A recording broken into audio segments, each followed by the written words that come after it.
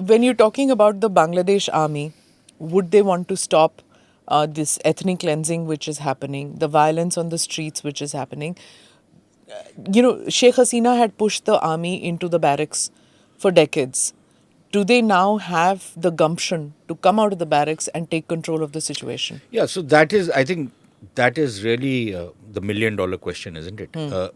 Look, one is that 15 years of Sheikh Hasina, I think the army was at least politically neutered, in the sense that it wasn't interfering in politics anymore, except for that BDR rebellion right in the beginning. But other than that, I think Sheikh Hasina got a pretty firm handle over the army.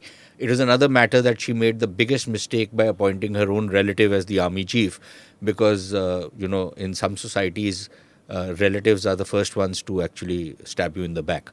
But again, within the army, we will have to see whether the soldiery and the officials, the top brass, are they on the same page? So, for example, if the army needs to intervene, now this is something which also is relevant to Pakistan.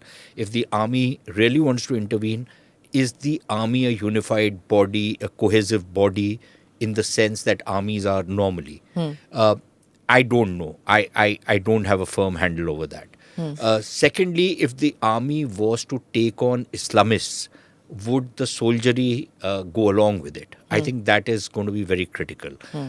And how much of public support, because look, again, army cannot operate in a vacuum. It needs some kind of political support, somebody in the civi street who actually backs what the army is doing, becomes their spokesperson, becomes their, public interface.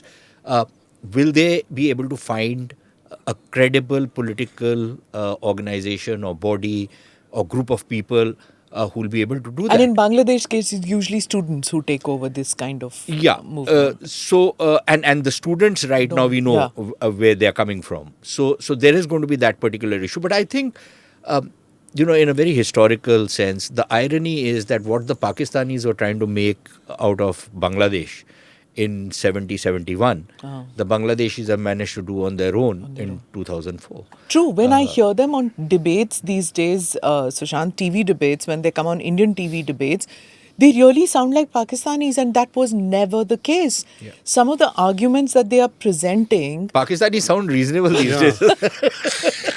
Comparatively speaking, yes. I never thought we would compare Canada, Bangladesh with Pakistan. Click here to watch the full episode.